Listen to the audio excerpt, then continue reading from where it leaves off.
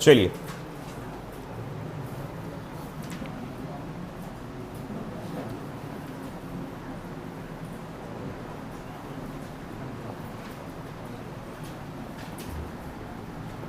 Gravitational potential.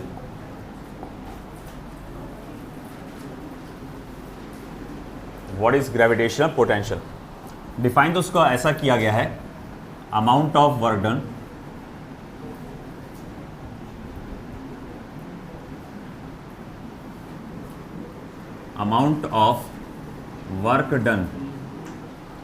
in bringing a unit mass from infinity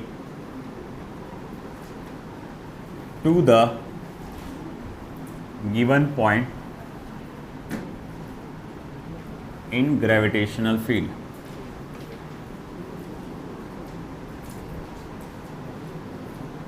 Of given mass। ठीक है, अब देखो ये पिछला चैप्टर पिछले टॉपिक का स्टार्टिंग डेफिनेशन पढ़ो और अभी का देखो क्या है फर्क।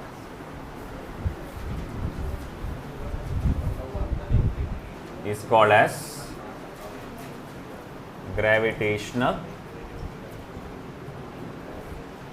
Potential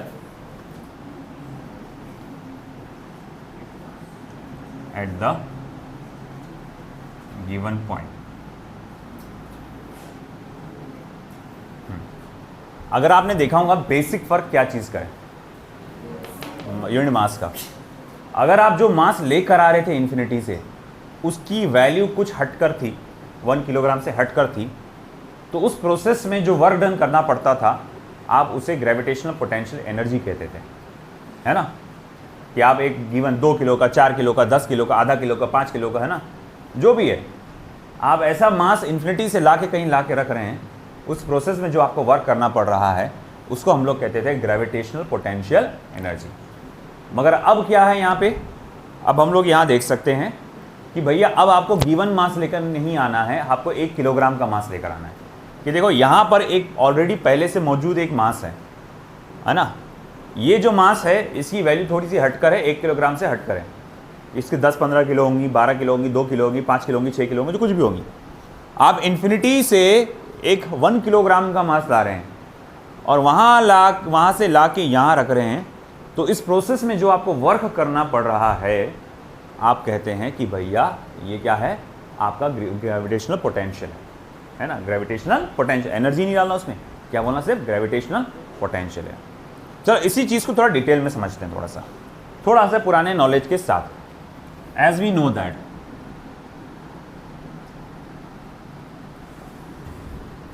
work done in moving a given mass small m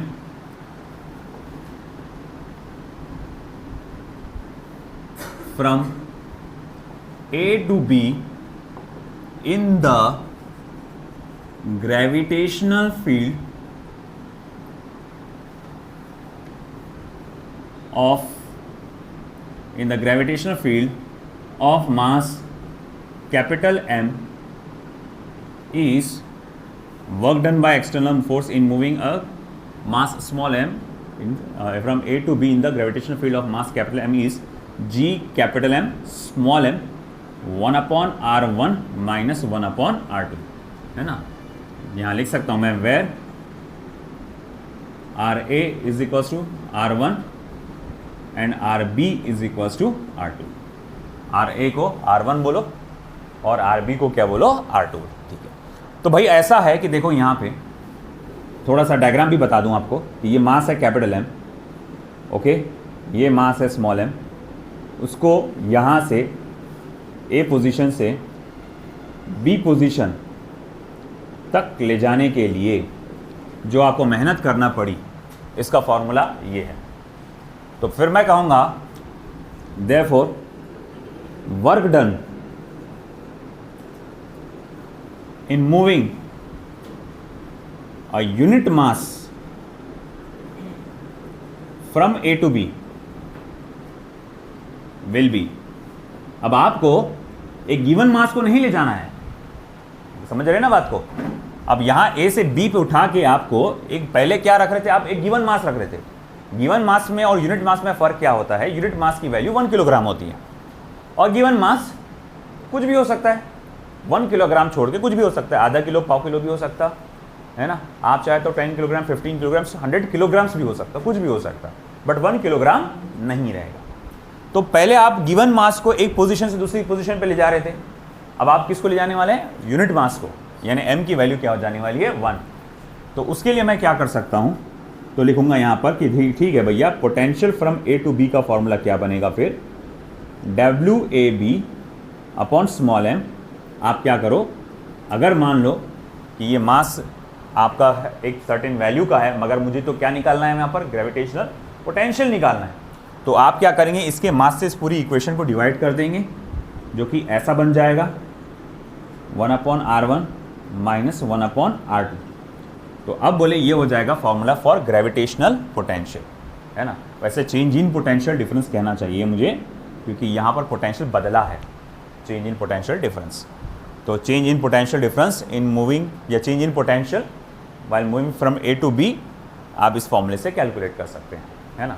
तो मैं यहाँ लिख सकता हूँ, therefore WAB is equals to m delta V AB, m delta V AB, या फिर हम लोग कहेंगे m VB माइनस VA, या हम जिसको कहेंगे m V2 माइनस V1, एक ही बात है। आप चाहे VB माइनस VO बोलो, V2 माइनस VA बोलो, एक ही बात होती है ना। तो भाई बात समझ रहे क्या आप, फॉर्मूले के हिसाब से हमने इससे पहला जो फॉर्मूला देखा था वो गिवन मास का देखा था, मगर उसी फॉर्मूले को मुझे कन्वर्ट करना है काय में, यूनिट मास के लिए। तो मुझे पूरी इक्वेशन में से स्मॉल m को निकालना पड़ेगा ताकि उसका असर ना रहे। वो कैसे पॉसिबल है, अगर इसको 1 बनाना है कैसे पॉसिबल है, आप इसी नंबर से उसको क्या कर दो, डिवाइड कर दो। तो मैंने क्या करा, पूरी इक्वेशन को स्मॉल m से डिवाइड कर दिया, तो भैया ये इसके नीचे स्मॉल m आ गया, यहाँ से स्मॉल m गायब हो गया, अब ये बच गया।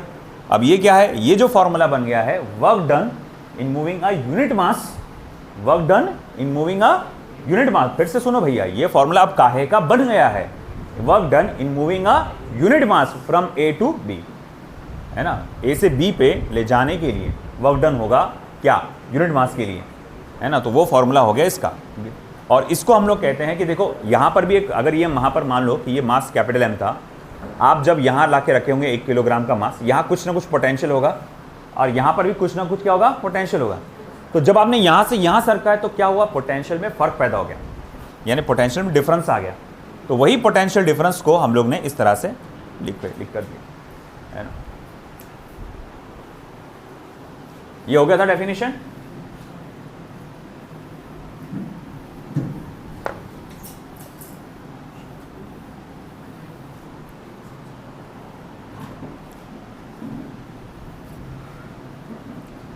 Similarly, work done in bringing a given mass from infinity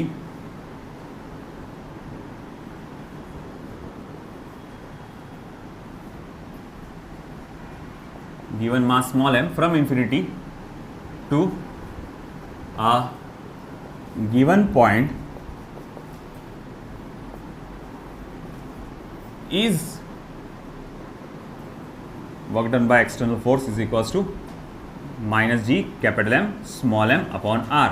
मतलब ऐसा है कि भैया देखो, ये है मास कैपिटल M और एक पॉइंट P लिए हैं आपने एट डिस्टेंस स्मॉल r, और आप एक स्मॉल m मास को कहाँ से लाके उठा के रख रहे हो, आप इन्फिनिटी से उठा के उसको यहाँ पर लाके रख रहे हो। कहाँ से उठाया आपने, इन्फिनिटी से, और इन्फिनिटी से उठा के लाके आपने यहाँ पर रखा उसको। इस प्रोसीजर में कितना वर्क करना पड़ा, तो भैया ये फॉर्मूला है, हम लोग ने कल उसको डिराइव करके देखा था। भाई याद से फिर से पूछता हूँ मैं, कितना मास लेके आ रहे थे आप कितना ला रहे थे, गिवन मास ला रहे थे। अब मुझे कितना लाने का है, 1 किलोग्राम का मास, यूनिट मास लेके आना है। तो मैं बोलूँगा देखो, therefore work done in bringing unit mass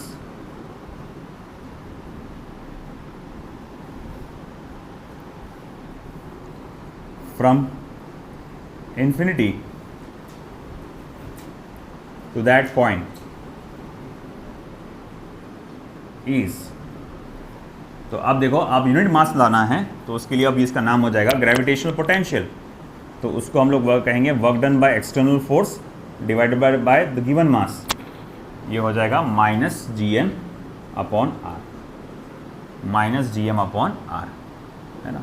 तो ये ग्रेविटेशनल पोटेंशियल का हमारे पास फॉर्मूला आ गया। ये चेंज इन ग्रेविटेशनल पोटेंशियल है और वो एग्जैक्ट ग्रेविटेशनल पोटेंशियल है। आया समझ में? ये चेंज इन ग्रेविटेशनल पोटेंशियल और ये क्या हो गया? Exact gravitational potential. आप work done by external force के जगह डेल्टा यू भी लिख सकते हैं यहाँ पे, क्योंकि आपको याद होगा कि भाई मैंने बताया था कि delta U is equal to work done by external force.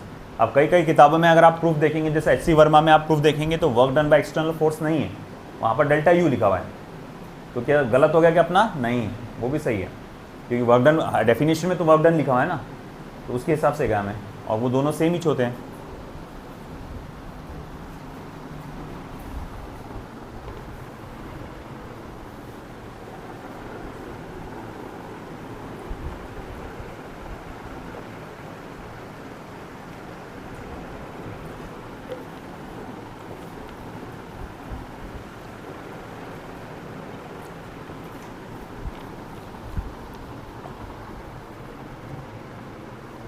तो हमने देखा भाई कि अगर गिवन मास को इन्फिनिटी से लाकर आप यहाँ रख रहे हो तो उस प्रोसीजर में वर्क फॉर्मूला ऐसा आता है वर्क डन का।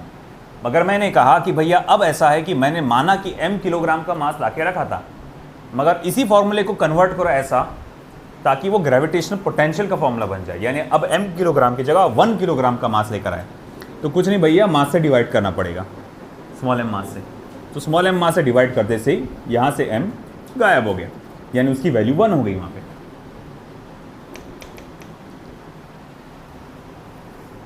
फर्क ये है कि उसमें अगर वो फॉर्मूले में और ये फॉर्मूले में देखेंगे तो स्मॉल m हुआ करता था वहाँ पे, और यहाँ पर स्मॉल m नहीं है, बस इतना ही फर्क है।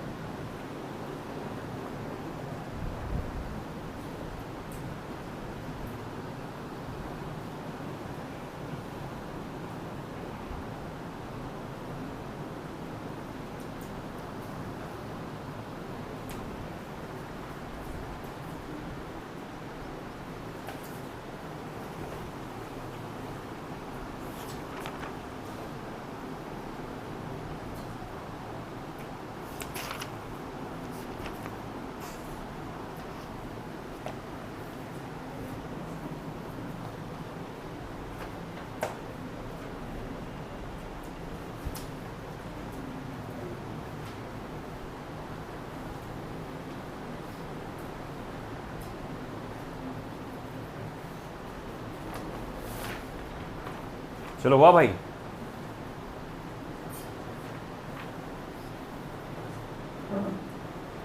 हाँ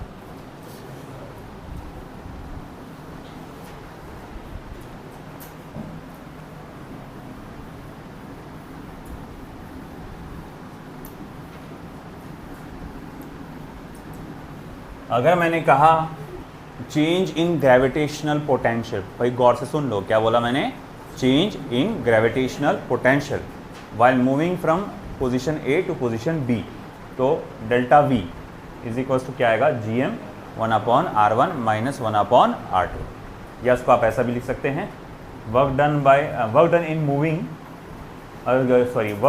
moving a given mass from A to B in terms of gravitational potential, in terms of gravitational potential. तो आप क्या लिखेंगे, small m multiply by delta v, यानी कि small m multiply by V B minus V A या V two minus V one.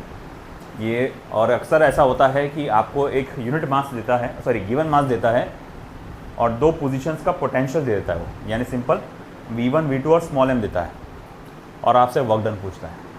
तो इसीलिए मैं हर एक फॉर्मूला बता रहा हूँ आपको कैसा बन रहा है ना। और फिर बाद में अगर मैं बोलूँगा work done by unit mass यानी ग्रेविटेशनल पोटेंशियल, सिंपल सी बोलूँगा तो minus G M upon small are.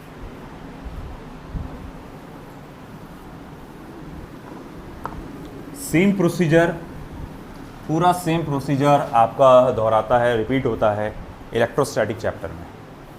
मतलब तुम अगर ये समझ गए तो वो भी समझ जाओगे इजीली। और ख़ास बात इलेक्ट्रोस्टैटिक का जो पार्ट है वो बोर्ड में है, ग्रेविटेशन का पार्ट बोर्ड में नहीं है, मगर ये वाला पार्ट बोर्ड में है।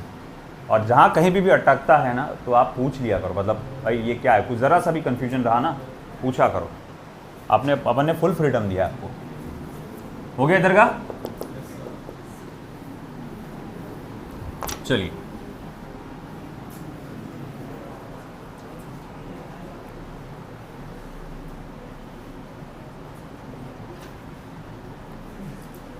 ग्रेविटेशनल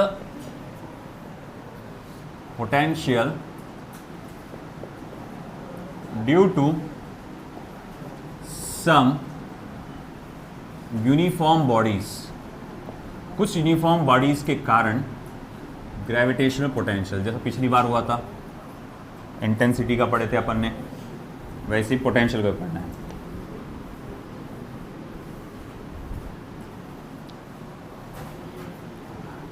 सबसे पहला पॉइंट मास।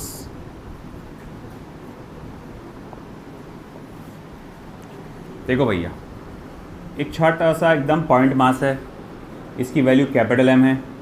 इससे कुछ दूरी पे पॉइंट पी है जहाँ पर आपको ग्रेविटेशनल पोटेंशियल मालूम करना है। तो इस पर आपके पॉइंट मास की वजह से ग्रेविटेशनल पोटेंशियल का फॉर्मूला क्या आएगा? -g capital M upon small R. ठीक है, अब आएगा सेकंड वाला स्फेरिकल शेल।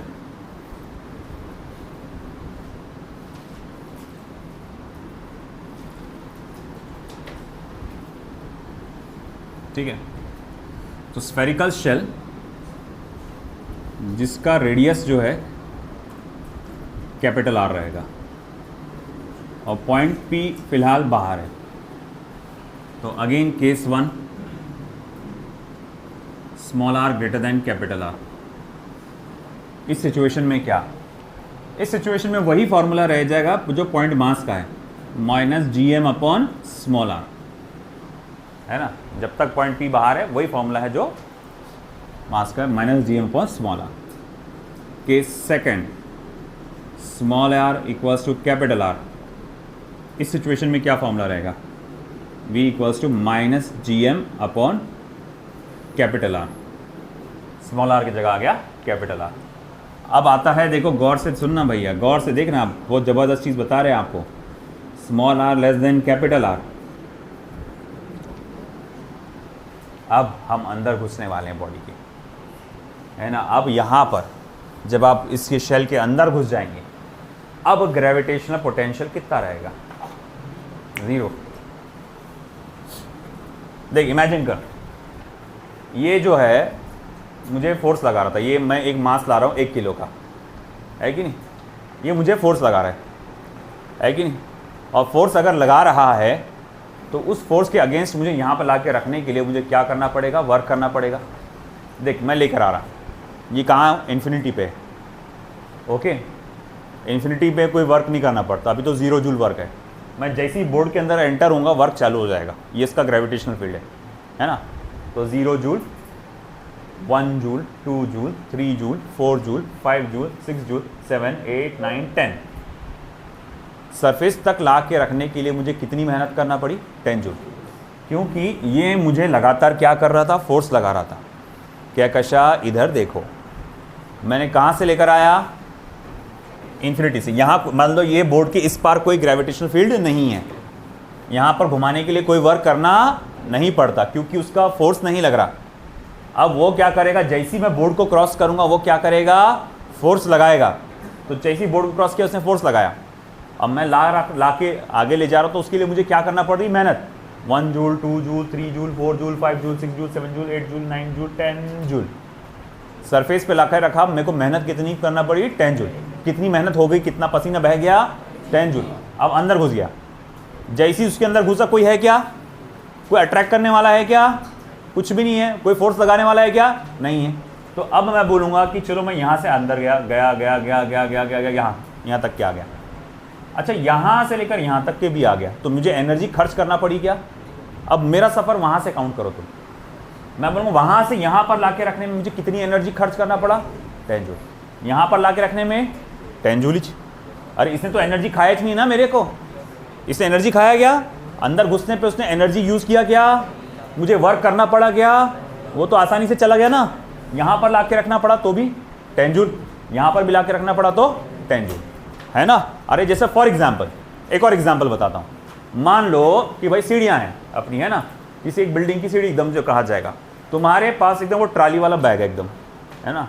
अब तुमने क्या करे, उठा के लेकर आए, उठा के लेके आए, मान लो 10वें माले पे लेकर आ गए। इमेजिन कर लो, है ना, ऐसा इमेजिन करने में क्या जा रहा, वो लेकर आए। अब तुमने इस लाने के चक्कर में तुम्हारी 100 जूल एनर्जी खर्च हो गई, है कि नहीं, 100 जूल की एनर्जी खर्च हो गई। अब चलो वहाँ पर से देख रहे तुम, ज़मीन एकदम सपाट है कि नहीं, चिकनी एकदम, वो कहा जाएगा कोई टेंशन नहीं। अब तुम यहाँ ऐसा ट्रॉली बैग को रखेंगे, एक उंगली से ढकेलते हुए लेकर आ जाएंगे, है कि नहीं। अब मुझे एक बात बता कि भाई मान लो कि बिल्डिंग में, ये जो बिल्डिंग था जो यहाँ ठीक है, तुमको यहाँ तक चढ़ने में पूरी सीढ़ियाँ लगाना पड़ी, है ना, एक यहाँ तक 100 जूल खर्चा हो गया। फिर मैं बोलूँगा यहाँ से यहाँ आने में तुमको कितना खर्चा हुआ, 0 जूल। मैं एनर्जी अगर मैं स्टार्टिंग से बताऊँगा, बोलूँगा भाई बता स्टार्टिंग से कितनी एनर्जी खर्च हुई, यहाँ तक आने में कितनी खर्च हुई, यहाँ तक आने में कितनी खर्च हुई, 100 जूल खर्च हुई ना, है ना। तो वही तो बात हो रही है यहाँ पर भी, कि हम कह रहे हैं कि भाई ठीक है कि अब अगर आप अंदर घुस गए तो आपको कोई एनर्जी खर्च करना नहीं पड़ेगा, आपको उतनी ही एनर्जी खर्च करना पड़ेगा, वो आपकी उतनी एनर्जी इस्तेमाल होगी जितनी की सरफेस पर आने तक की इस्तेमाल हुई थी। तो मैं अब बोलूँगा अंदर कितना फॉर्मूला रहेगा, तो वही रहेगा -GM/R। क्या रहेगा, वही फॉर्मूला रहेगा -GM/R। आई के पास हमें, अगर किसी ऑब्जेक्ट को इंफिनिटी से लाकर यहां पर रखना है, अगर किसी ऑब्जेक्ट को इंफिनिटी से लाकर यहां पर रखना है, तो वर्क डन उतना ही रहेगा जितना सरफेस पे करना पड़ा था। चाहे सेंटर पे लाकर रख दो, चाहे सेंटर पे लाकर रख दो, तो भी आपको वर्क डन उतना ही करना पड़ेगा, क्योंकि एक बार तुम अंदर घुस गए, तुमको फोर्स लगाने वाला कोई नहीं था, है कि नहीं, आराम से तुमने लाके रख दी। तो जो तुम्हारी एनर्जी खर्च हुई वो सिर्फ बाहर की तरफ ही खर्च हुई, यहाँ तो खर्च ही नहीं हुई ना। आया समझ में आपको। तो ये फॉर्मूला याद रखना, -GM/R। तो अब इसका ग्राफ बनाएंगे, V इंटू स्मॉल r, ये कैपिटल R। तो हम देखेंगे ये ग्राफ ऐसा बनेगा,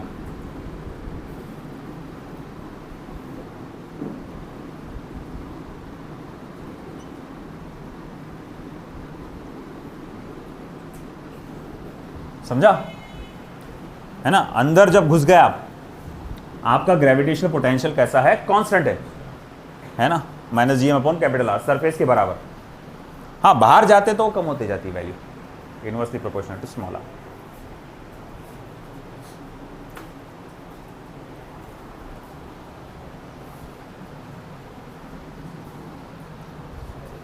पॉइंट मास का हो चुका होगा ना आपका, हाँ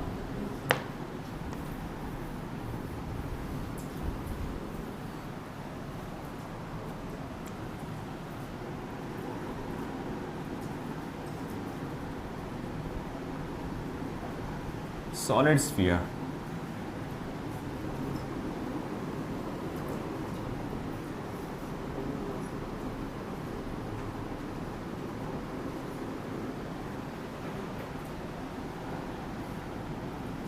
case 1।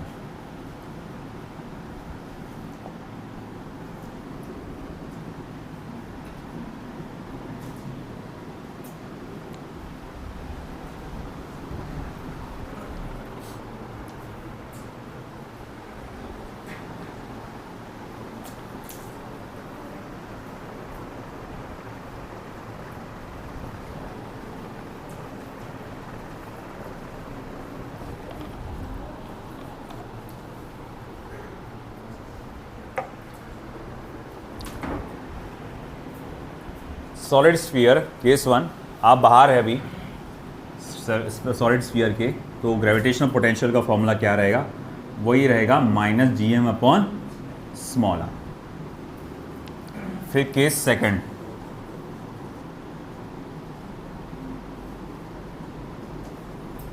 Small r equals to capital R।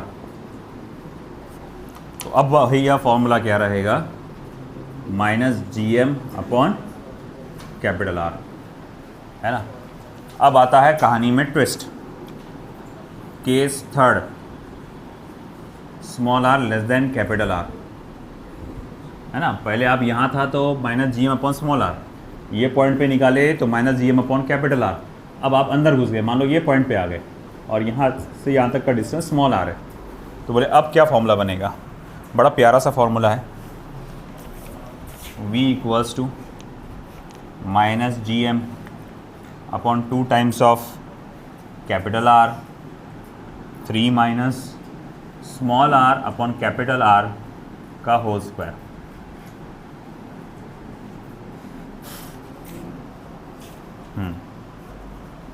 ये फॉर्मूला कुछ ऐसा रहेगा,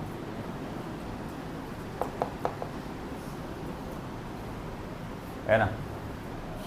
-GM upon twice R 3 minus small r upon capital R का होल स्क्वायर, है ना। और अगर मैं बोलूँगा केस फोर तो नहीं, उसी के अंदर आ जाएगा कि भाई देखो, अगर मान लो आपने नीचे लिखना है इसके, मैं साइड में लिख रहा हूँ कि अगर स्मॉल r इक्वल्स टू 0 है, यानी आप कहाँ पहुँच चुके हैं, सेंटर में, तो सेंटर के लिए फॉर्मूला क्या रहेगा, -3/2 times of GM upon capital R। आप स्मॉल r की वैल्यू 0 डाल दो, आप स्मॉल r की वैल्यू 0 डालोगे तो ये पूरा का पूरा टर्म क्या हो जाएगा, 0 हो जाएगा। बचेगा क्या, 3, ये 3 इधर मल्टीप्लाई होगा, -3GM अपॉन ट्वाइस R। आपको नहीं लगता ये -GM अपॉन R ये तो सरफेस का फॉर्मूला है, तो मैं इसको ऐसा लिख सकता, -3/2 times of gravitational potential on the surface, minus नहीं सॉरी, सिर्फ 3/2 times of 3/2 times of gravitational potential on the surface. ये बाहर की तरफ था ना, और ये इनसाइड का फॉर्मूला है, तो जो सरफेस पे पोटेंशियल का फॉर्मूला होता है उसे 3/2 से मल्टीप्लाई कर दो तो सेंटर पे आपको मिल जाता है। और इसका जो ग्राफ बनेगा वो ऐसा बनेगा, फिर V वर्सेस स्मॉल r, ये कैपिटल R। तो देखो भैया,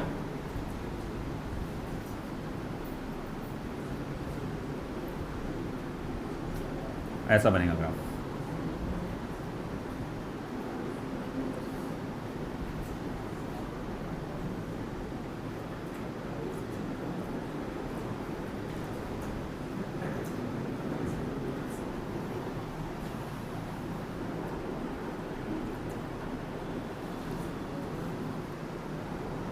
VS 3/2 times of VS।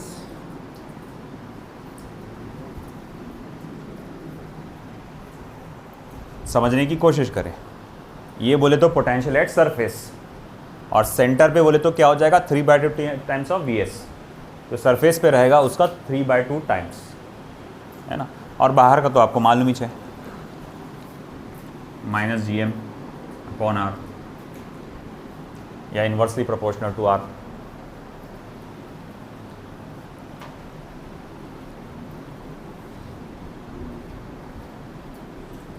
Graph बहुत इंपॉर्टेंट है इसके, याद रखना अच्छे से।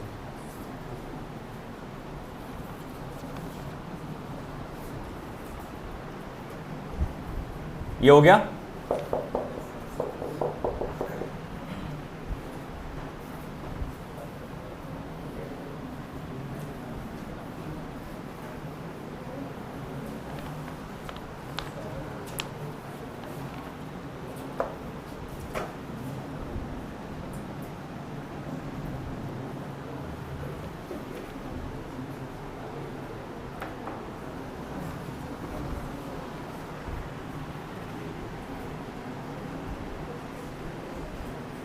यूनिफॉर्म रिंग,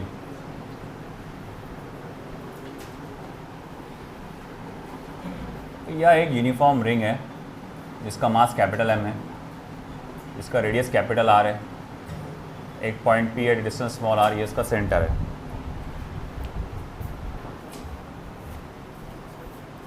और भैया मैं बोलूँगा इस पॉइंट P पे ग्रेविटेशनल पोटेंशियल यानी बाहर की तरफ क्या रहेगा, case 1।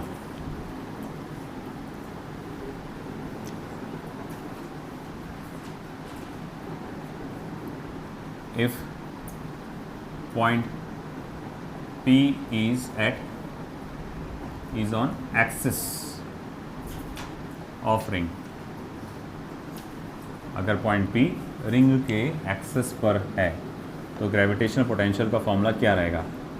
V equals to minus ji capital M under root of capital R square plus small r square.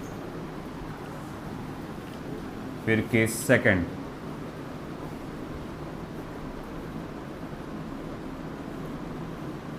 if point P is at center of ring, यानी स्मॉल r की value 0 है, तब क्या फॉर्मूला रहेगा? तो भैया v equals to simply minus ji capital M upon capital R।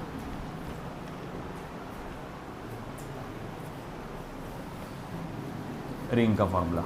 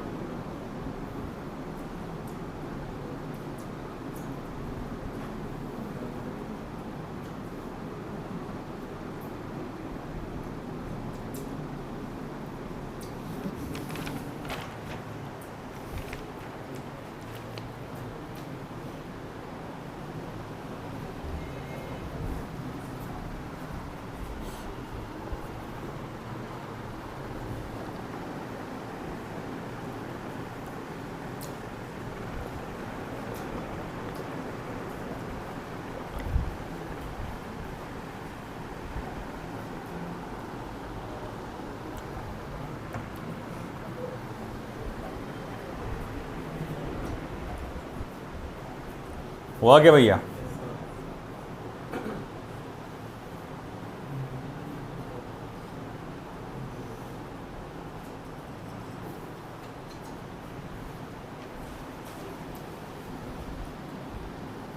ये हो गया सॉलिड स्फीयर का।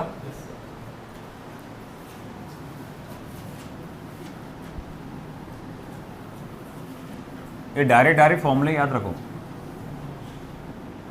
सेंटर के लिए ये है, out of the solid sphere के लिए ये है।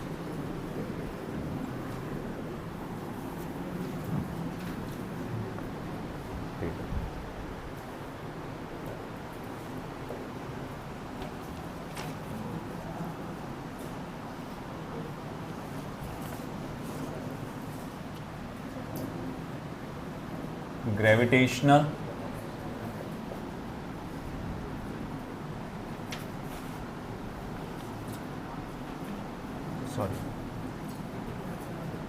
relation between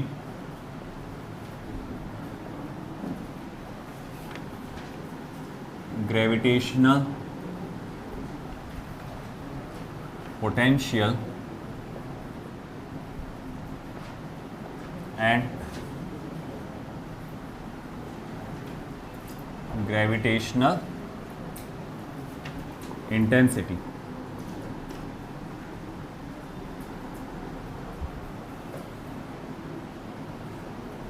relation between gravitational potential and gravitational intensity काफ़ी इंपॉर्टेंट है।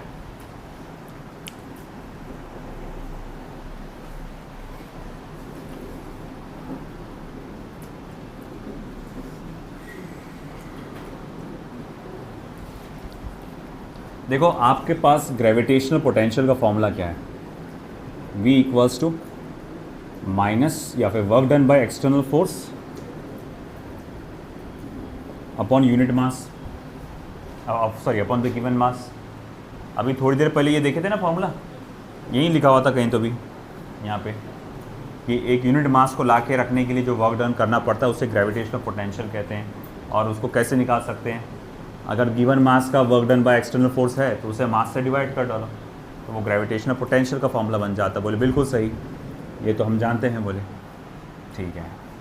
फिर ऐसा है कि okay, work done by external force को मैं लिख सकता हूँ minus of work done by gravity, बिल्कुल, अपॉन गिवन मास। फिर देखो minus work done by gravity को क्या लिख सकता हूँ मैं, vector F dot vector D R, या एफ इंटू डी आर, सिर्फ अभी इतना ही लिखो, F into D R, vector F dot vector D R. तो vector F dot vector D R या डी एक्स पकड़ लो, अभी का वन डायमेंशनल पकड़ते हैं अपन सिर्फ, तो vector F dot vector D X upon M, आप इसको ऐसा लिख सकते हैं। अच्छा बिल्कुल सही है।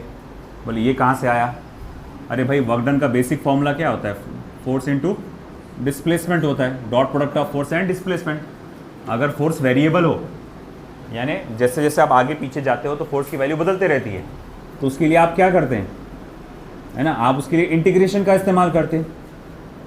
और वर्क डन को कैसे लिखते हैं आप, vector F dot vector D x, अगर वन डायमेंशनली आगे जा रहे हैं आप, तो बोले हाँ बिल्कुल, अगर वन डायमेंशनली आगे जा रहे हो तो ये फॉर्मूला आता है।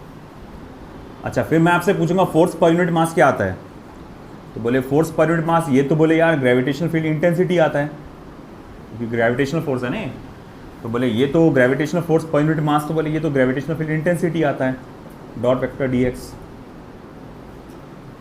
अरे भैया याद है कि नहीं याद है, ये gravitational force per unit mass क्या होता है, ग्रेविटेशनल फील्ड इंटेंसिटी होता है, vector I dot vector D x. अच्छा ठीक है, तो मतलब आई और डी एक्स का इंटीग्रेशन आपको क्या देगा, वी देगा। अब देखो एक थोड़ी देर के लिए, अगर z is equals to D Y by D x है, z is equals to D Y by D x है, तो क्या मैं D Y equals to Z into D X लिख सकता हूँ, D Y equals to Z into D X लिख सकता हूँ ना मैं, बस डी एक्स को उधर ट्रांसफर कर दिया। अब अगर मैं इसका इंटीग्रेशन करूंगा, इंटीग्रेशन ऑफ डी वाई क्या हो जाएगा, integration of z into D X, integration of D Y equals to क्या हो जाएगा फिर z into D X. D Y का इंटीग्रेशन क्या होता है, y, ये हो जाएगा z इंटू डी एक्स। देख लो अच्छे से, z is equals to D Y by D X लिख सकते हैं, डी एक्स को उधर भेजे, इक्वेशन कैसी बनी, मैंने इसका क्या किया, इंटीग्रेशन, तो आप क्या लिख सकते हैं, y equals to integration z into D X, ठीक है ना। अब इस इक्वेशन को गौर से देखो, अगर हम इस इक्वेशन को यहां से ऐसा लिख सकते हैं तो क्या इस इक्वेशन को ऐसा लिख सकते हैं, रिवर्स ऑर्डर में गए तो, अगर ये इक्वेशन को कन्वर्ट करके ऐसा हो सकता है तो ये इक्वेशन कन्वर्ट होके ऐसा नहीं हो सकता। गौर से एक एक चीज को देख लो, integration z dx, y equals to integration z dx, है ना। अब इसी को यहां देखो, जैसा y था वहां वैसा क्या है, v है, जैसा z था वहां पर क्या है, i है, तो वहां पर dx की जगह पे एक dx ही चाहिए।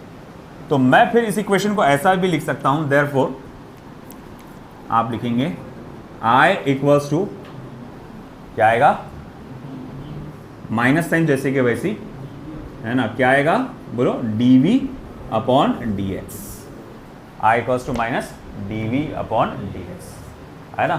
तो ये इस तरह से फॉर्मूला आता है इंटेंसिटी, आपको ये डायरेक्ट फॉर्मूला याद रखना है, i equals to minus dv by dx। तो ये डायरेक्ट फॉर्मूला है relation between gravitational field intensity and gravitational potential. अब देखो यहां पर ये है when v is the function of x only, when v is the function of x only. अब ऐसा है, अगर मामला ऐसा हुआ, if and only if v is the function of x, y, z, v जो है फंक्शन x का भी है, y का भी है, z का भी है, मतलब v की वैल्यू x एक्सिस पे भी बदल रही है, y एक्सिस पे भी बदल रही है और z एक्सिस पे भी बदल रही है। तो अब इंटेंसिटी को आप कैसा देंगे, तो वो रहेगा माइनस नेबुला v। कुछ याद आया, work energy and power chapter, nebula आया था, नाबला बोले नेबला कैसा लग रहा है, nebula, minus del we upon del x into I cap, plus del we upon del Y into J cap plus del we upon del Z into के cap, यानी partial differentiation of V with respect to X into I cap plus partial differentiation of V with respect to Y into J cap plus partial differentiation of V with respect to Z into के cap. लिख लो।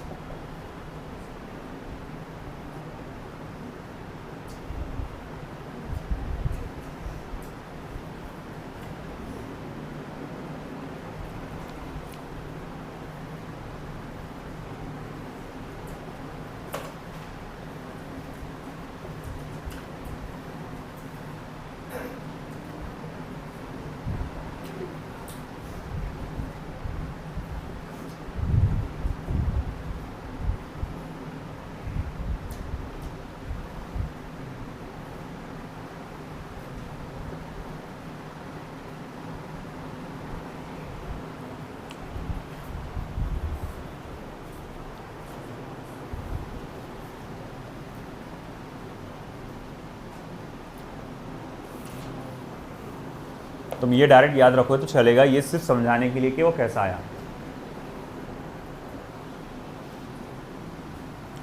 Gravitational potential due to system of masses. बहुत अच्छी बात है कि जब हम लोग ग्रेविटेशनल पोटेंशियल या ग्रेविटेशनल पोटेंशियल एनर्जी की बात करते हैं तो ये स्केलर क्वांटिटी है।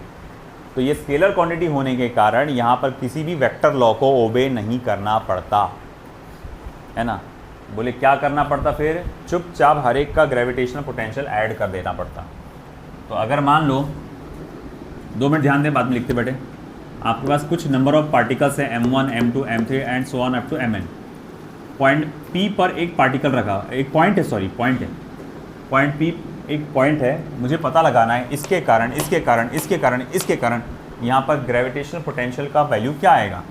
कुछ मत करो, चुपचाप सभी के ग्रेविटेशनल पोटेंशियल को क्या करो, ऐड कर दो, चुपचाप ऐड कर डालो, कोई टेंशन नहीं। Minus G m1 upon r1 plus minus G m2 upon r2 plus minus G m3 upon r3 plus dot dot dot plus minus G mn upon rn। और अगर मैं यहाँ से माइनस जी को कॉमन निकाल लेता हूँ तो m1 upon r1 plus m2 upon r2 plus m3 upon r3 plus dot dot dot plus mn upon rn, sorry ऐसा लिखा जाएगा mn अपॉन rn।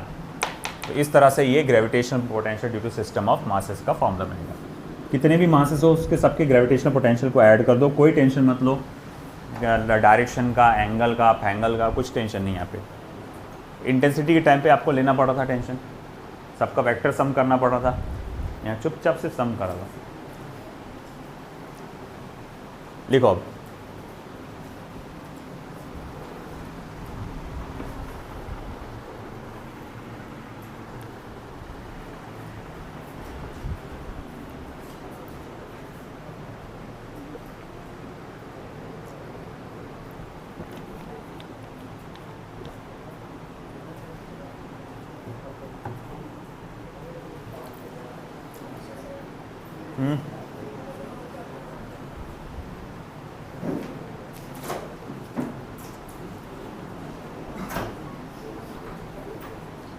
बाहर से लगा लो।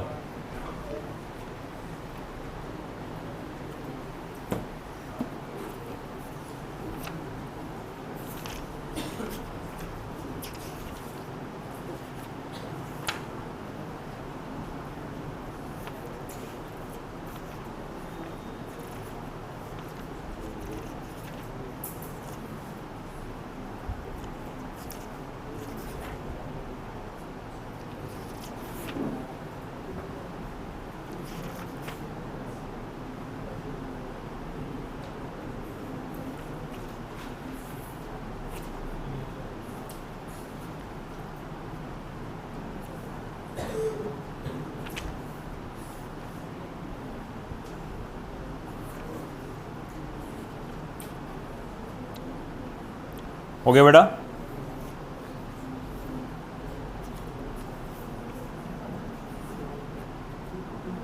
किसी के पास एनसीईआरटी है क्या अभी राइट नाउ इसकी?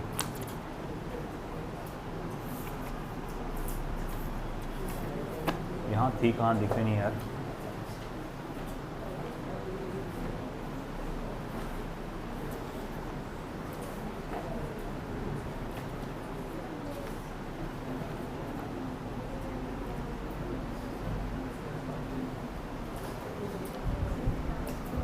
अमजद एक मिनट रुको,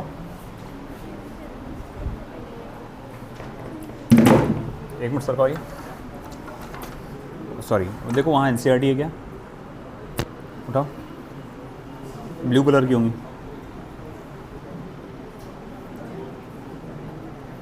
नहीं, अच्छा बताओ। नहीं इसमें नहीं आएगा वो।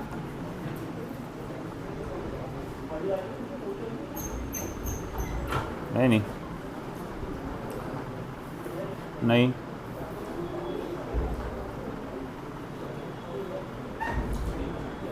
नहीं रहने दो, रहने दो, रहने दो, रहने दो। ठीक है, हो गया। चलो अब इसके न्यूमेरिकल्स लेते हैं, थ्योरी खत्म होती है इसकी।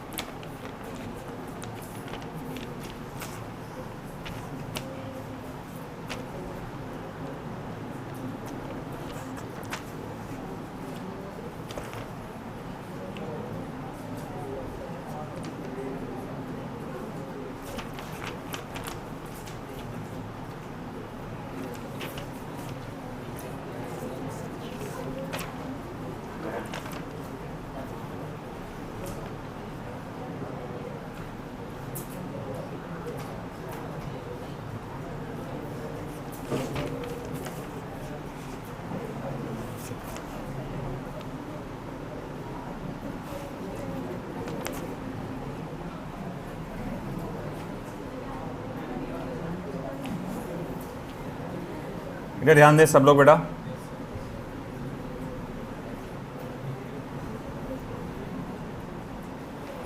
Four particles each of mass small m are placed at the vertices of a square. Girls बातों में बिजी मत रहिए, इधर ध्यान दीजिए। Of side capital L full stop. तो gravitational potential at the centre of the system is first option -2 gm upon L,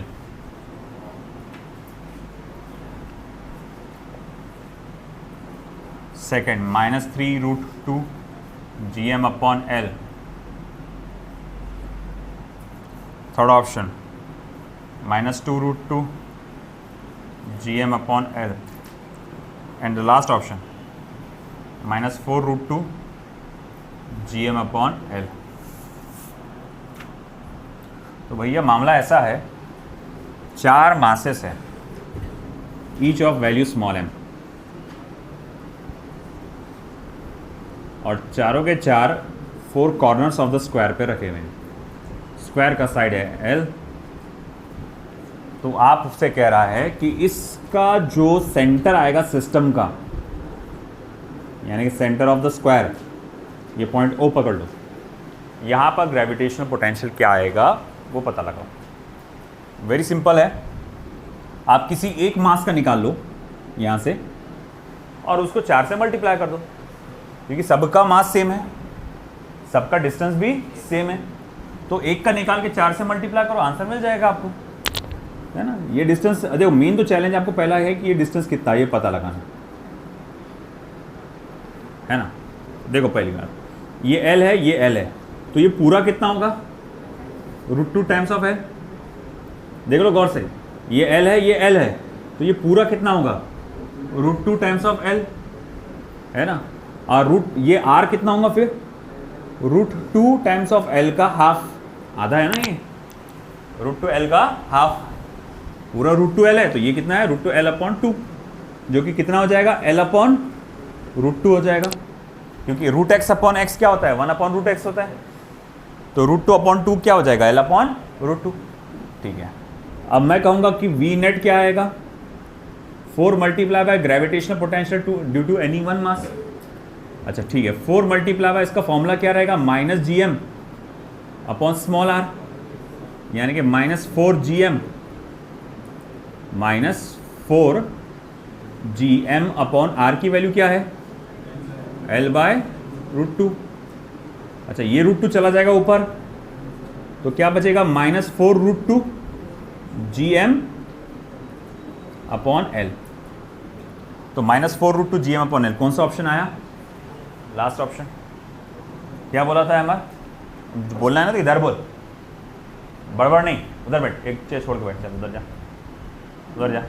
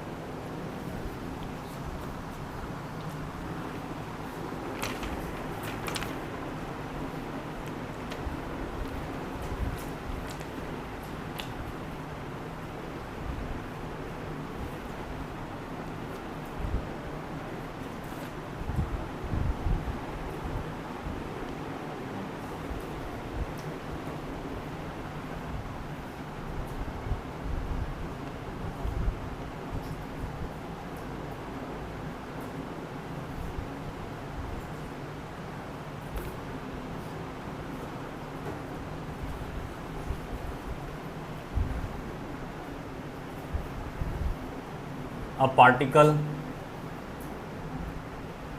of mass small m is placed at the center of a uniform spherical shell of mass 3m and radius capital R. The gravitational potential at the surface of the shell is, first option -gm upon capital R, second option -3gm upon capital R, third option -4gm upon capital R, and the last option -2gm upon capital R। क्या लगता है answer कौन सा सही रहेगा? आप सोचिए जब तक कि मैं दूसरा क्वेश्चन यहाँ लिखता हूँ। ये हो गया, आप सोचो जब तक सॉल्व करो, मैं तब तक दूसरा क्वेश्चन यहाँ लिखता हूँ।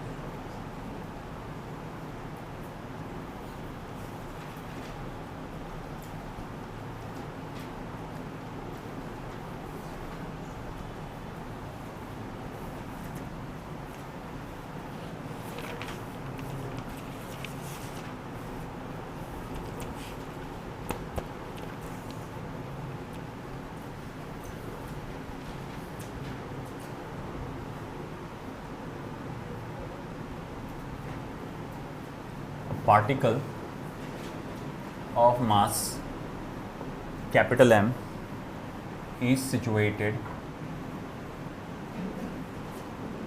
at the center of a spherical shell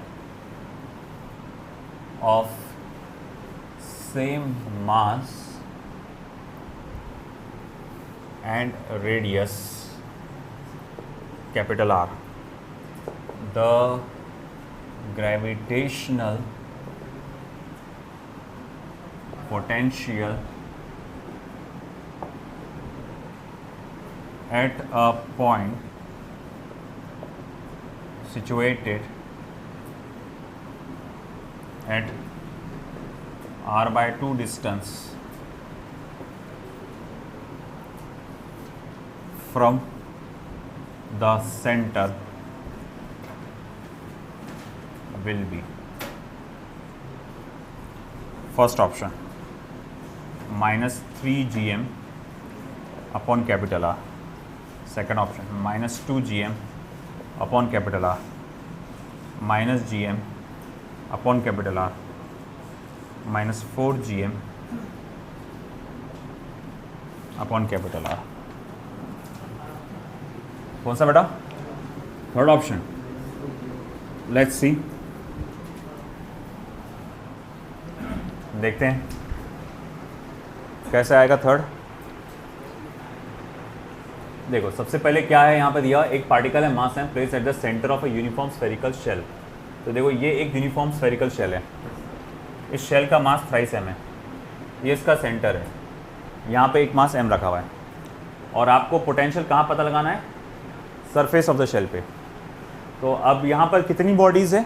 2, एक खुद शेल है और एक छोटा सा मास है जो यहाँ सेंटर पे रखा हुआ है। तो अब आप बोलेंगे ठीक है, जब आप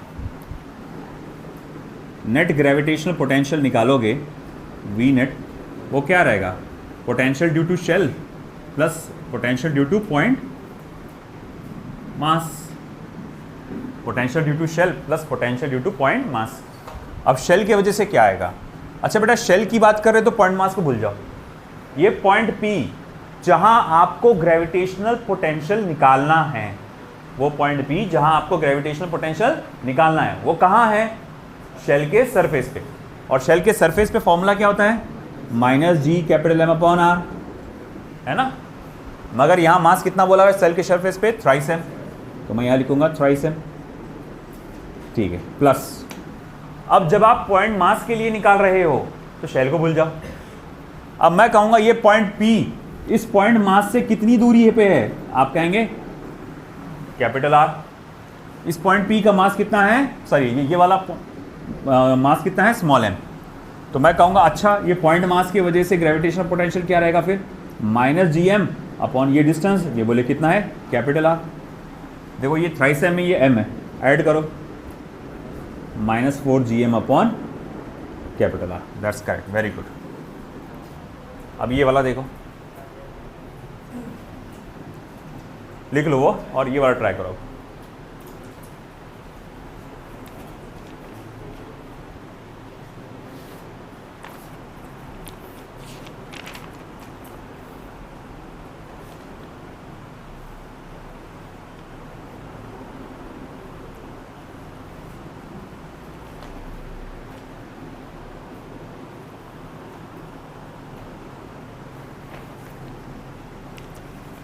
उसका क्वेश्चन लिखना तो सभी का हो चुका होगा ना।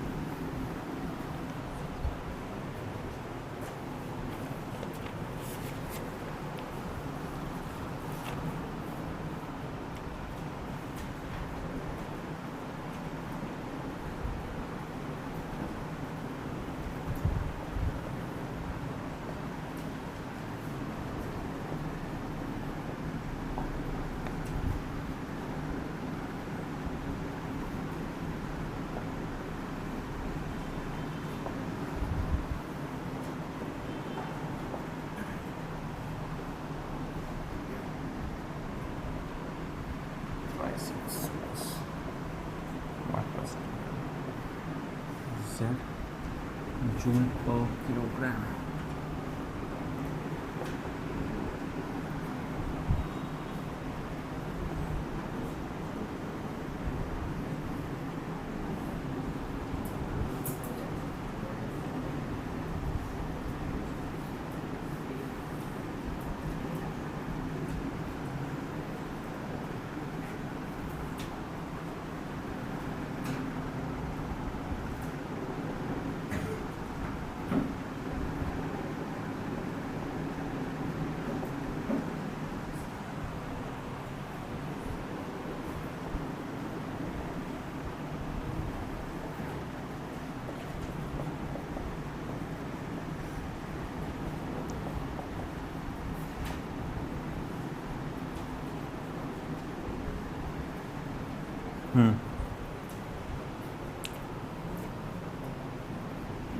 चलो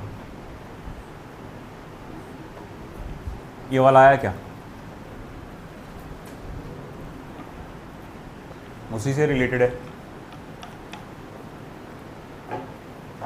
A particle of mass capital M is situated at the center of a spherical shell of same mass and radius capital R. The gravitational potential at a point situated at r by 2 distance from the center of the shell will be. तो ये shell है जिसका मास m है। कितना आ रहा?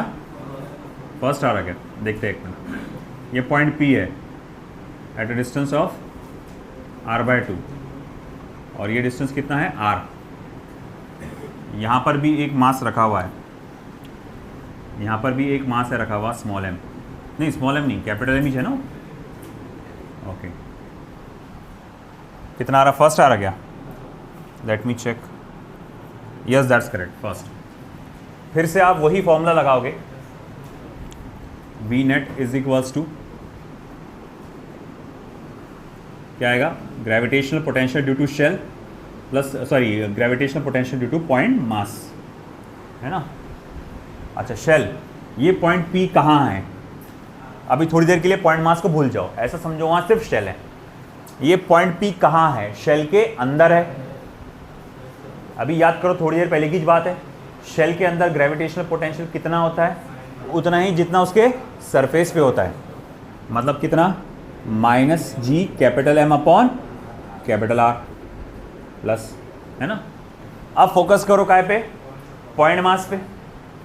ये point mass है तो ये कहाँ पर आ रहा? देखो भाई, gravitational potential eight point mass, यहाँ से यहाँ तक का डिस्टेंस कितना आएगा? r by 2, तो -gm अपॉन ये डिस्टेंस जो कि हो जाएगा r by 2। ये चले जाएगा ऊपर तो क्या हो जाएगा? -2gm अपॉन r, और कुल मिला के ऐड करने पे ये क्या हो जाएगा? -3gm upon r। First option वो वाला।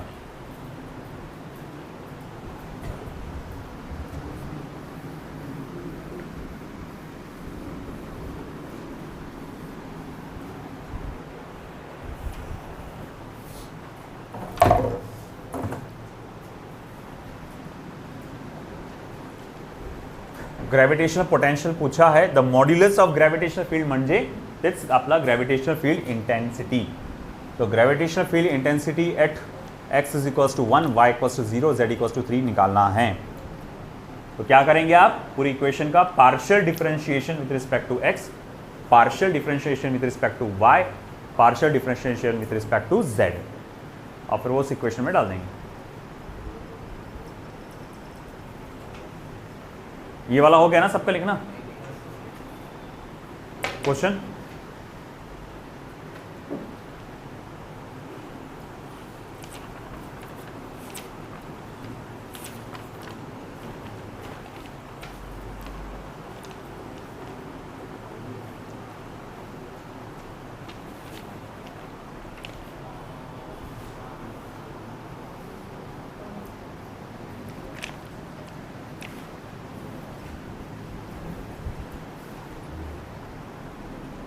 जब आप पार्शियल डिफरेंशिएट करते हैं विथ रिस्पेक्ट टू x, तो y और z को क्या मान के चलते हैं? कांस्टेंट, उसको एज अ कांस्टेंट ट्रीट करते हैं।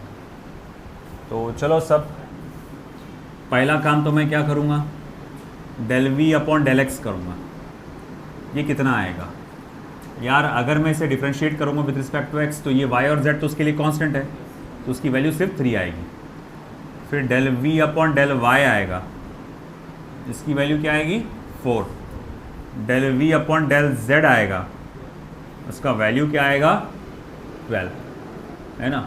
अब चलो ठीक है, अपने को हर एक का वैल्यू पता चल गया, क्योंकि जब आप v मतलब पूरी इक्वेशन को x से पार्शियल डिफरेंशिएट कर रहे थे, y और z आपके लिए क्या था? कांस्टेंट था, और किसी भी कांस्टेंट का डेरिवेटिव क्या होता है? 0। तो ये भी 0 हो गया। हाँ, b सेकंड वाला, यस करेक्ट, वेरी गुड। तो अब मुझे पता लगाना है कि भैया ग्रेविटेशनल फील्ड इंटेंसिटी क्या आएगा। सिंस मैं ये जानता हूँ I equals to minus del we upon del x into I cap minus del we upon del Y into J cap, minus है कि प्लस है? Plus del we upon del Z into के cap, है ना। तो अब आप क्या करेंगे? सारी वैल्यूज डाल दो वहाँ पे। तो therefore vector I equals to minus 3i cap plus 4j cap plus 12k cap. अब इसका मैग्नीट्यूड ले लो, तो अंडर रूट ऑफ -3 का स्क्वायर क्या होता है? 9, प्लस -4 का क्या स्क्वायर होता है? 16, प्लस ये कितना होता है? 144। अब ये कितना है बेटा? 25 प्लस 144 कितना होता है? 169, यानी क्या हो जाएगा? 13। क्या यूनिट दिया हुआ है? न्यूटन पर किलोग्राम, न्यूटन पर किलोग्राम।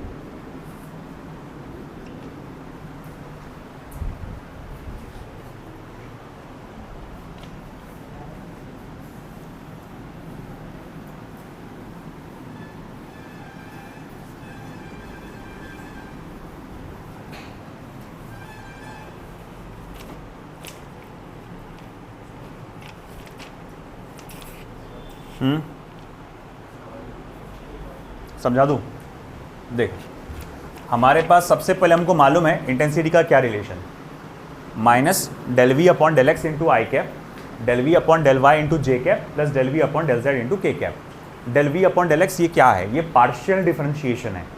पार्शियल डिफरेंशिएशन में ऐसा होता है कि अगर मैं पार्शियली डिफरेंशिएट कर रहा हूँ एक्स से, तो वाई और जेड को मैं क्या मान के चलता हूँ? कांस्टेंट। तो जब मैं इस इक्वेशन को पूरा पार्शियली डिफरेंशिएट करूंगा x से, तो यहाँ x है, तो 3x का डेरिवेटिव क्या होता है? 3। यहाँ x है क्या? यहाँ x है क्या? तो ये पूरा मेरे लिए क्या है?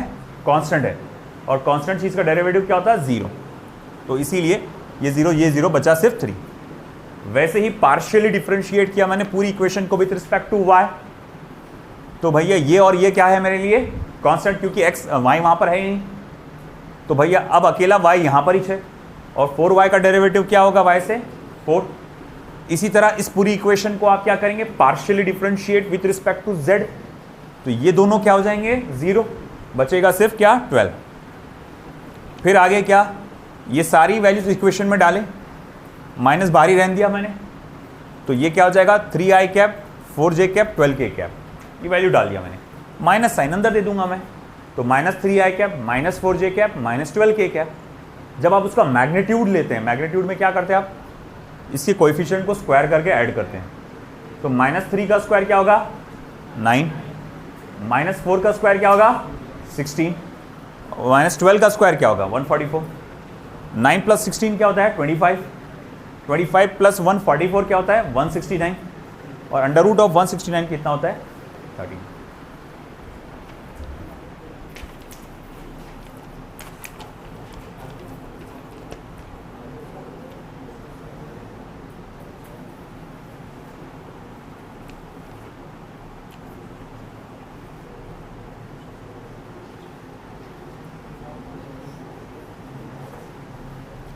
The gravitational field due to a mass distribution, बातें नहीं, is E = k/x³ in the x direction, k is a constant taking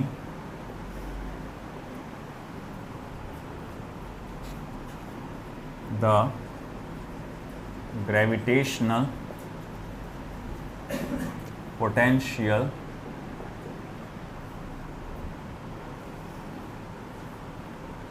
to be 0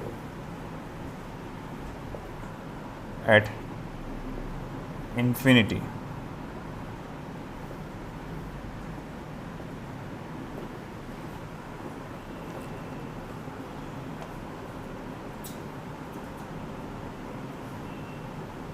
Its value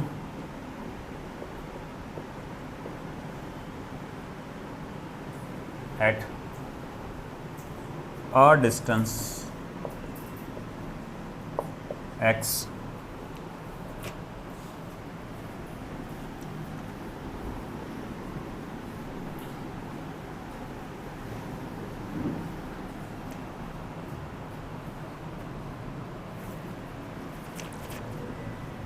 is first option k/x, k/2x, k/x², and k/2x².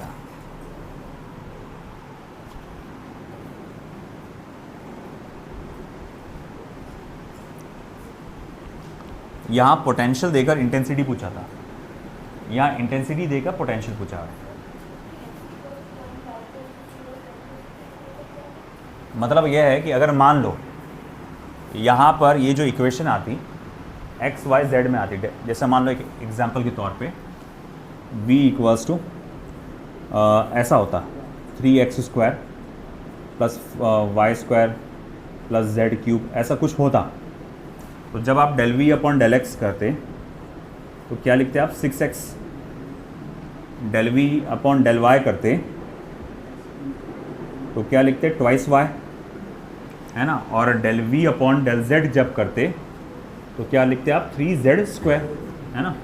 और जब ये values उस equation में डालते तो यहाँ जहाँ खालिस नंबर आ रहे हैं वहाँ पर ये अल्फ़ाबेट्स भी आते थे, ये वेरिएबल्स भी आते थे x y z, है ना, और ये x y z की फिर वो वैल्यू डालकर आपको ये नंबर्स मिलते थे फिर, समझा ना। एक्स अपन ने उसमें किया है, work energy and power chapter में वैसे ही किया है, तो ये डालने की ज़रूरत ही नहीं पड़ी, क्योंकि ऐसा है कि जब आपने पार्शियल डिफरेंशिएशन किया तो वेरिएबल्स वही कि वहीं क्या हो गए, वैनिश हो गए, उसकी वैल्यू क्या हो गई 1 हो गई। अगर वो वैनिश नहीं होते, जैसे कि यहाँ पर है ना, अगर वो गायब नहीं होते, उसका पार्शियल डिफरेंशिएशन करने के बाद एक्स वाई जेड बाकी रह जाता, तो इन दैट सिचुएशन मुझे वो वैल्यूज़ डाल के पता लगाना पड़ता था। इसका मतलब ये होता है, देखो यहाँ इसका मतलब ये होता है कि इंटेंसिटी लगातार कांस्टेंट है हर जगह पे। ये इंटेंसिटी की वैल्यू निकल के आई ना डेरिवेटिव के बाद। मुझे बताओ इस वैल्यू में, इस फॉर्मूले में आपको सिर्फ नंबर नजर आ रहे कि एक्स वाई जेड भी नजर आ रहा? सिर्फ नंबर है ना। इसका मतलब हर जगह पे ग्रेविटेशनल फील्ड इंटेंसिटी कैसी है? कांस्टेंट है, एक यूनिफॉर्म ग्रेविटेशनल फील्ड है ये। और अगर वहां पर एक्स वाई जेड आ जाता कोई भी एक तरीके से, तो इसका मतलब वो वेरिएबल है, यानी अलग अलग पोजीशन पे उसकी वैल्यू क्या है? अलग अलग है। फिर हमको बोलता वो कि भैया इस पोजीशन पे पता लगा क्या है, तो उस पोजीशन की वैल्यू डालते और उस पोजीशन की वैल्यू निकल के आती है आपके पास। आया समझ में?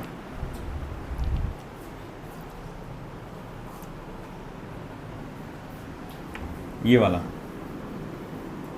पिछली बार पोटेंशियल देकर इंटेंसिटी पूछा था, इस बार इंटेंसिटी देकर पोटेंशियल पूछा है। क्या करेंगे? अरे भाई वो तो बहुत आसान है।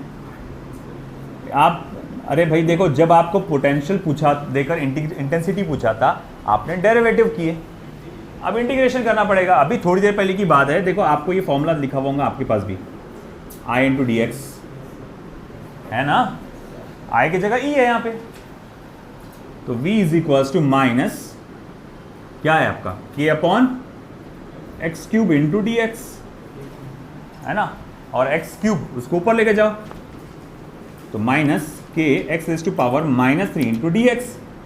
अब उसका इंटीग्रेशन करो, तो -3 का क्या इंटीग्रेशन होगा? k को बाहर करो, minus k x is to power -3 plus 1 upon -3 plus 1, minus k ये हो जाएगा x raise to power -2 upon -2, minus minus cancel हो जाता, ये हो जाता k upon 2 times of x square, k upon 2 times of x square, यानी कि last option.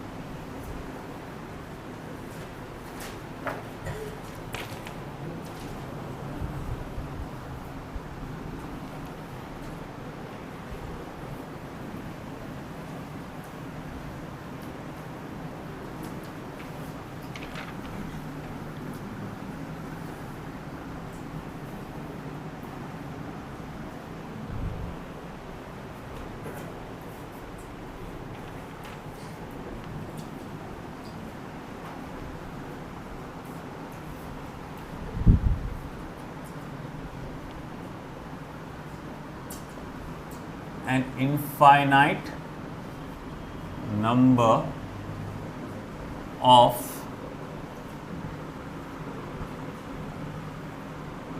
point masses, each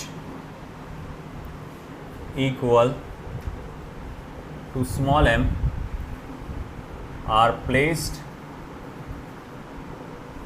at x equals to 1, comma x equals to 2, comma x equals to 4, comma x is equals to 8, comma dot dot dot. What is the gravitational potential at x equals to 0? First option minus gm, second option minus twice gm, third option minus 4 gm, last option minus 8 gm.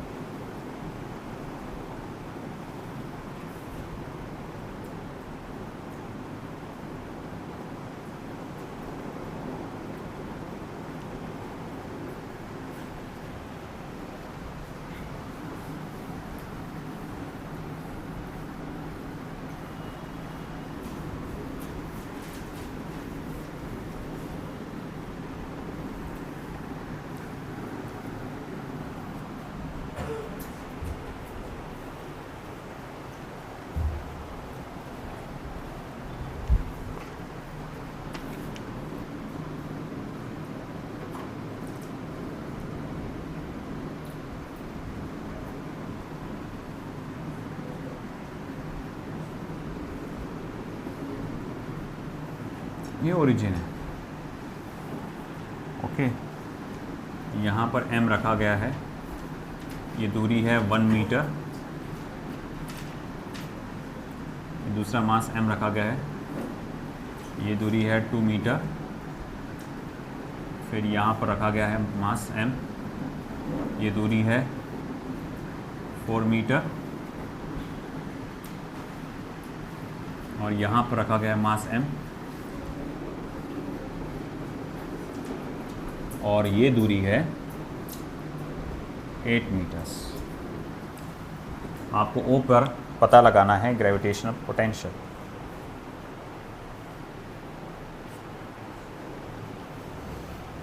क्या करेंगे, सभी के कारण gravitational potential को आप add करेंगे, है ना। मान लो इसके वजह से जनरेट होने वाला ग्रेविटेशनल पोटेंशियल है एट पॉइंट O V1, इसकी वजह से V2, इसकी वजह से V3, इसकी वजह से V8, और ये यहाँ तक चलते आ रहा ना। कितना आ रहा बेटा, सेकंड आ रहा क्या? Yes correct. ये इंटेंसिटी वाला जो सॉल्व किए थे, वैसे ही अगर आप वो फॉर्मूला यूज़ करेंगे, summation of infinity A1 minus R, A/1 minus R, उससे आ जाएगा। तो मैं लिखूँगा, ठीक है, V equals to V1 plus V2 plus V3 plus V4 plus dot dot up to infinity. तो minus GM upon 1 minus GM upon 2 minus GM upon 4 plus minus GM upon 8 plus dot dot dot. अब minus GM को निकालो common, तो बचा क्या, 1 plus 1/2 plus 1/4 1/8 up to infinity. Summation of infinity क्या आता फिर, A1 माइनस आर। GP है ना ये, आगे के पीछे नंबर, आगे वाले नंबर को पीछे वाले नंबर से डिवाइड करके देखो, कॉमन रेशियो आएगा।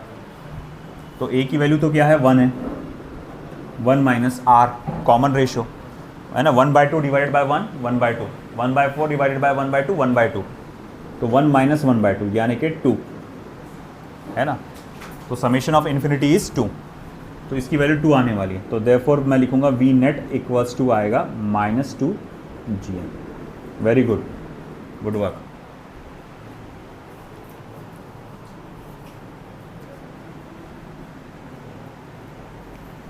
ये वाला हो चुका है ना।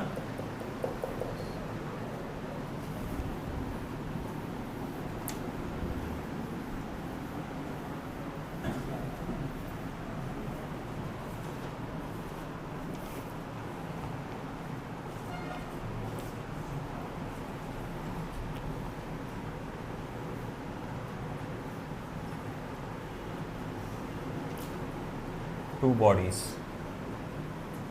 of mass small m and capital M are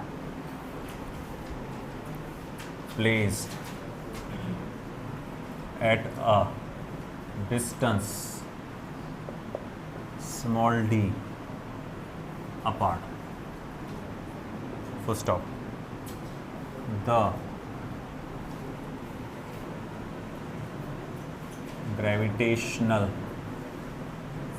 potential at the position where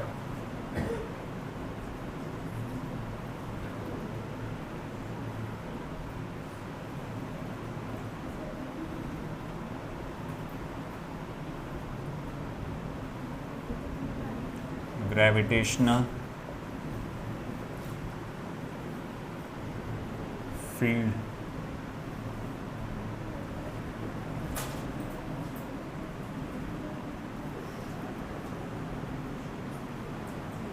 due to them is 0 is capital V, then first option V equals to minus G upon small d small m plus capital M।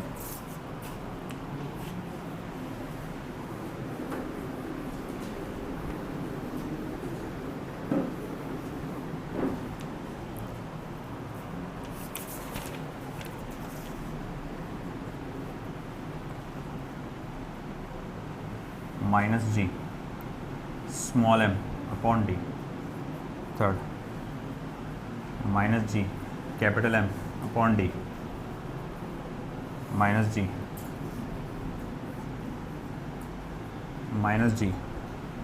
Upon small d under root of small m plus under root of capital m का whole square.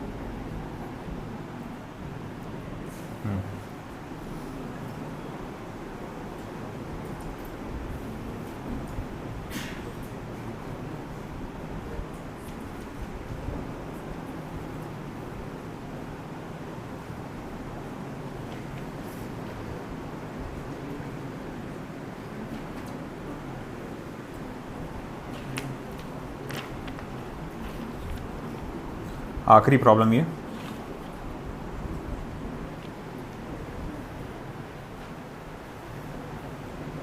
Gravitational potential ऐसी जगह पे निकालना है जहां पर gravitational intensity zero होगा, है ना। आप ऐसा इमेजिन करके चलो कि दो मासेस है आपके पास, ये एक मास और ये एक मास, ये कैपिटल एम और ये स्मॉल एम, इनके बीच का फासला स्मॉल डी। मान लो ये वो पॉइंट है जहां पर gravitational potential zero, gravitational intensity zero होने वाला है। और यहां से लेकर यहां तक का डिस्टेंस पकड़ लो x1 और यहां से लेकर यहां तक का डिस्टेंस पकड़ लो x2। फॉर्मूला दिया है ना आपको x1 का और x2 का, वो फॉर्मूला यूज करो, आप x1 और x2 की वैल्यू निकालो। लास्ट प्रॉब्लम है, आप बताओ इसका आंसर क्या आएगा। अदीबा आ गया है ना, यूरेका, मेरे दिमाग में आ गया आंसर, अब भी बताती मैं, एक सेकंड रुक जाओ सर बस।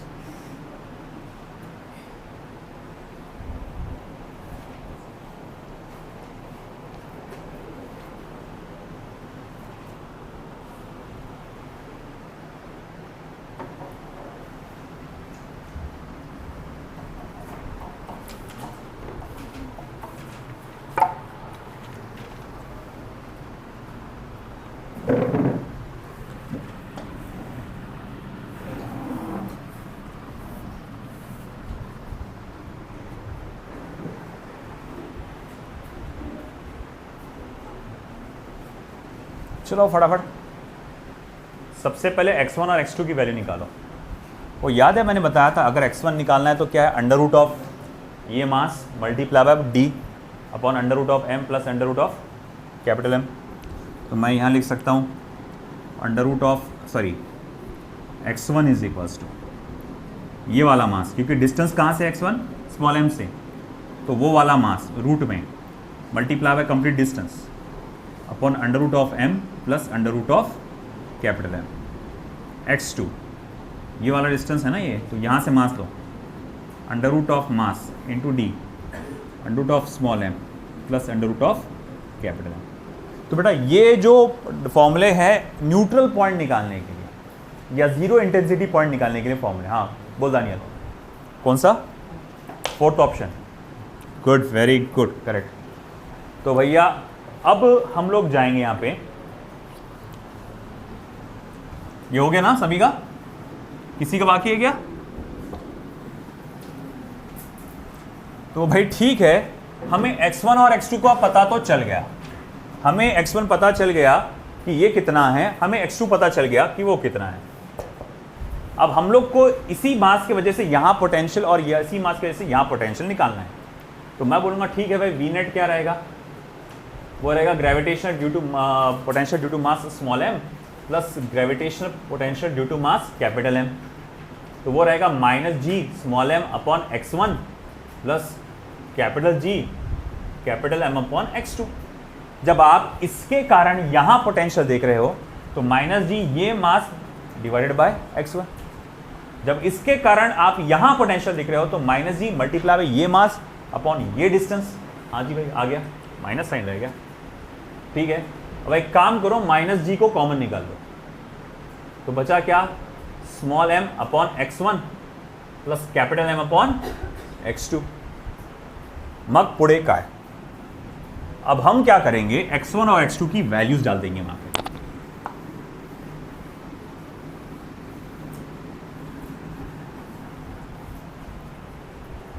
चलो x1 और x2 की वैल्यू डाल दो वहां पे। तो देखो माइनस जी स्मॉल m, x1 की वैल्यू क्या है भैया, root m into d upon under root of small m plus under root of capital M plus capital M, फिर ये क्या हो जाएगा, under root of capital M into d upon under root of small m plus under root of capital M। देखो इधर, अब आगे क्या होगा, under root of small m plus under root of capital M, ये न्यूमरेटर में चला जाएगा, है कि नहीं, और साथ ही साथ ये दोनों जगह होगा, तो उसे कॉमन निकाल सकते।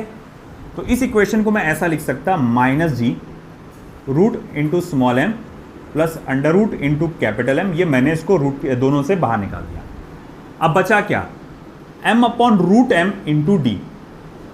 देखो x अपॉन रूट x क्या होता है, सिर्फ रूट x होता है ना, तो m अपॉन रूट m क्या होगा, root m upon d, plus ये भी क्या होगा, root capital M upon d. बोले हाँ जी भाई बिल्कुल सही है। फिर d को भी बाहर निकाल लो, माइनस जी अपॉन डी। अरे ये तो सेम हो जा रहा, root small m plus root capital M, root small m plus root capital M, तो root small m plus root capital M का होल स्क्वायर। तो ये है आपका नेट पोटेंशियल, है ना, आपका फोर्थ आंसर। आया समझ में? तो दिस इज इट, यहां हमारा ये टास्क होता है कंप्लीट, ग्रेविटेशनल पोटेंशियल। बाकी का देखेंगे हम लोग कल।